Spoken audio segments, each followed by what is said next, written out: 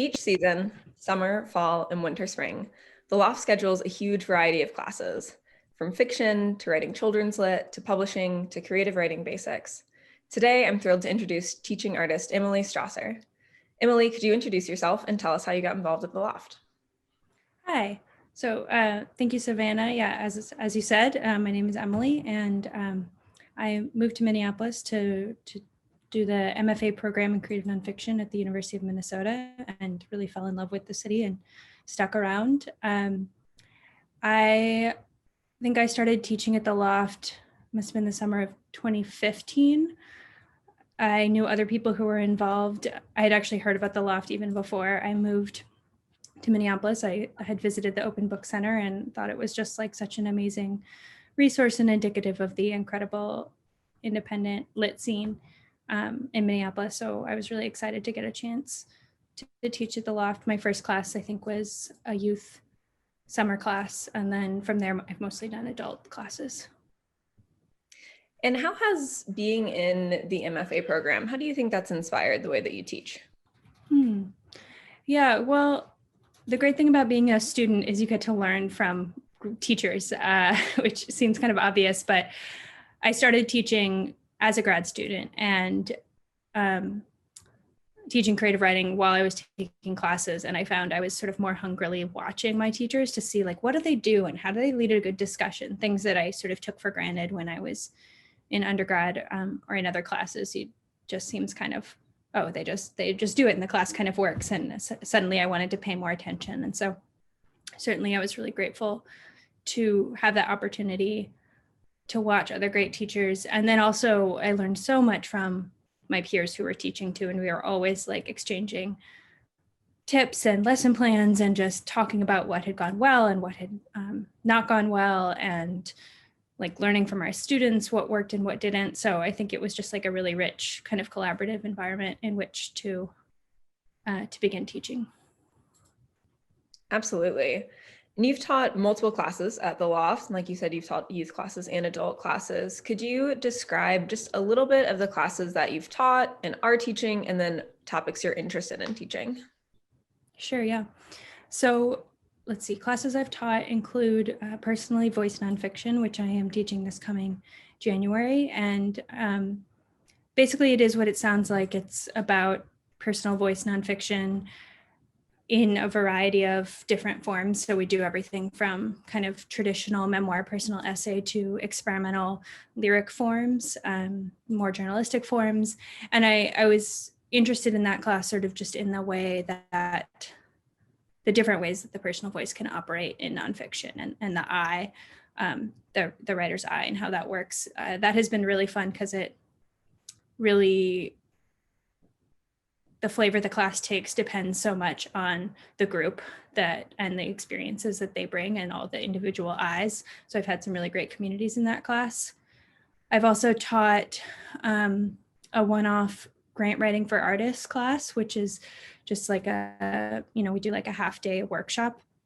And in that class, we kind of introduce people to the like arts funding scene in Minneapolis and somewhat nationally. And then we study successful grant applications and talk about what makes them successful, and then kind of like do a mini workshop of everybody's ideas.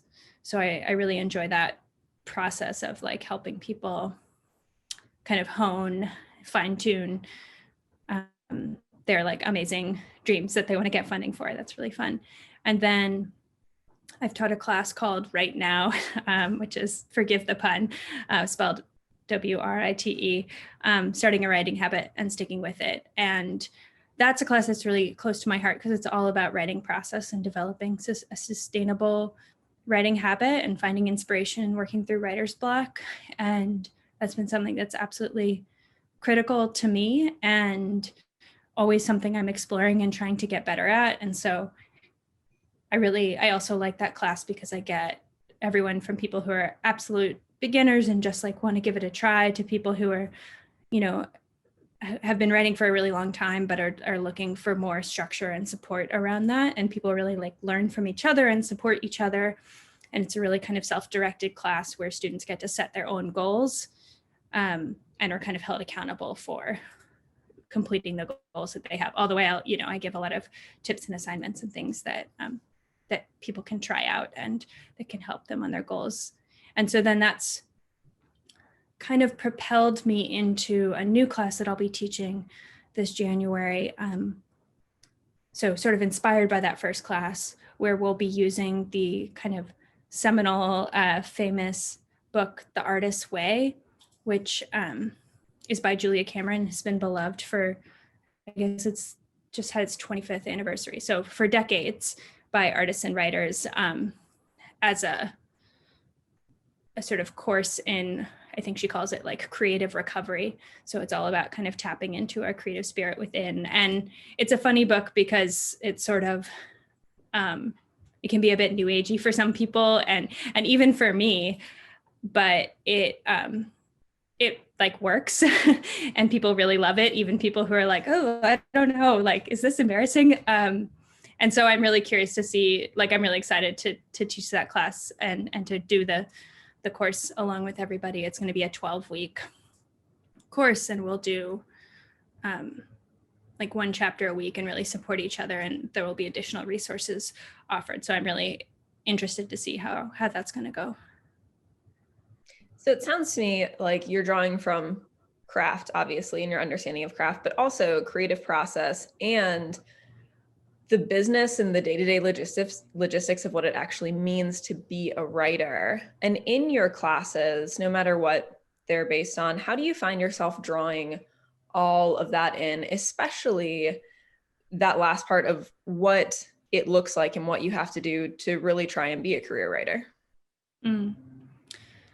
Yeah, that's a great question. I mean, I just think it's something that you don't necessarily usually get a lot of support in, at least in my experience in creative writing classes at the grad school level, at the undergrad level. It's just kind of assumed, oh, if you want to write, you'll just do it, even though everybody knows it's like the hardest thing to make yourself do. Like even writers who love it, like never want to sit down and write. It's the dirty secret about the whole thing.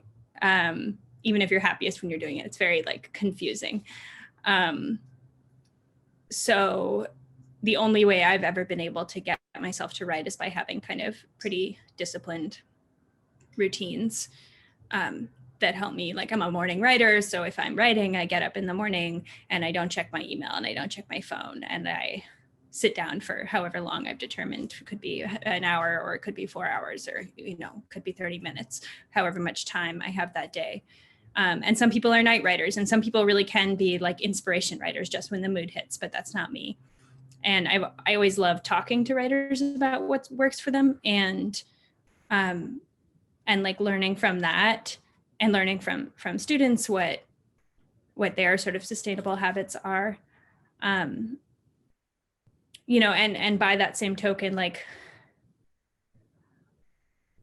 I think we have to be able to draw from a well of inspiration that isn't just kind of our own brains. And so a lot of the craft-based stuff, like I like to do a lot of like close reading of different kinds of essays and different kinds of texts, even in process-based classes, because that's where we learn to write through reading. And so I guess I'm always trying to like both feed the process side and the like inspiration craft-based side, no matter what kind of class I'm teaching. There are elements of both. You talked a little bit earlier about community, and this leads into it as well, talking about being inspired by different aspects of the class. What to you is a really successful classroom environment? So I want the writers in the class to feel comfortable sharing their work. And even if it's not sort of a traditional workshop class, there's always times where people are going to be reading out loud and feel that could be very vulnerable. And so I want students to feel supported in that. And I want them to feel comfortable enough that they can be challenged by supportive criticism and that we can have a conversation about craft and how to improve work, but always self-directed by what the writer's goals are and what the writer is hoping to achieve. So I try to, the workshop model can be a little bit problematic in some ways. And so I try to never sort of impose just like this top-down idea of what sort of this ideal piece of writing is, and let each writer kind of help define their own goals and their own questions for a piece of work. And my most successful classes, I think, have been ones where a community has formed like almost independent of me. I mean, I hope that part of it is that I help foster a place where people like tend to feel comfortable and talk to each other during the break, but it's also kind of just luck of the dynamics that happen in the classroom and the group of people that come. But I have had classes that have continued to meet on their own after the class concludes, which is always really exciting to me. And then going outside of your exact classes, I'm curious, what is it about the literary arts that really resonates with you? I mean, I love arts, and writing is the only one I like can do at all. I did, play an orchestra in high school and gave up drawing in middle school.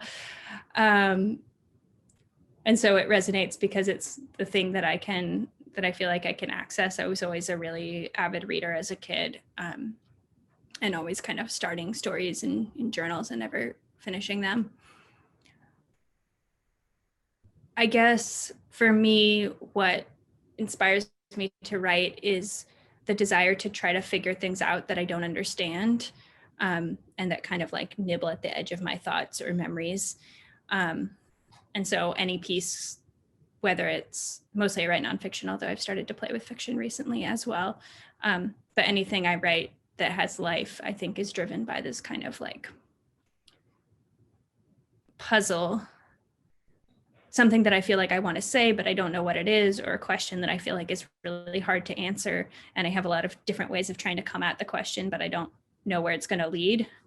The life is kind of, I don't know where the life comes from if I already know what I'm saying from the very beginning. So it's kind of, I guess it's a discovery process is what draws me.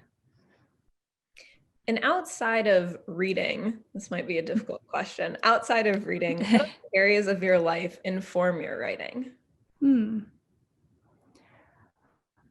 I mean, I think anything can. As a nonfiction writer, it's the blessing and the curse is that everything is fair game in my life. Anything that happens and anything I do. I like people watching, that's been hard during the pandemic, not being able to like go to a cafe and kind of just watch people overhear conversations, go to state fairs, any place where like interesting kind of unusual things might happen are good places for, content or inspiration. Then when you aren't teaching or writing, what can you usually be found doing? Well, my partner and I live with 2 cats, and that they take up a very significant amount of our energy. They have very distinct personalities, and we take a lot of time talking about them and playing with them and cuddling with them, especially lately when we can't do a lot outside of the house. I also love to camp and hike and be outside as much as I can, hang out with friends, those normal things, bike. During quarantine, I randomly have picked up the hobby of doing natural dyeing, like dyeing with plants and things to make things different colors. And it feels like a magical process. And I think it's actually been kind of a nice counterpoint to writing, to do something with my hands and something that's creative and with my hands, but that creates something very like tangible, as opposed to writing, which can feel really ephemeral sometimes when you're just like can delete all your words, there's no object associated with it until you have like a physical book, I guess. So that's been fun. It's also fun to just be a beginner at something and just try something totally new.